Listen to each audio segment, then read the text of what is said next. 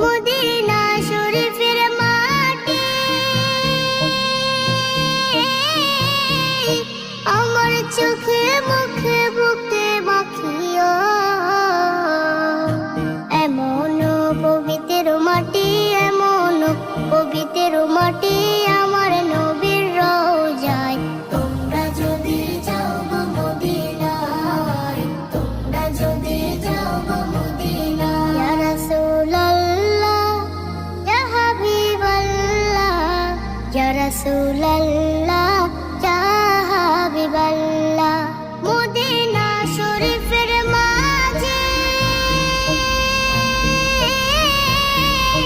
বেহেশতের বাগান আছে, সেই বাগানে শুয়ে আছেন, সেই বাগানে শুয়ে আছেন প্যারা নবী মুস্তাফা।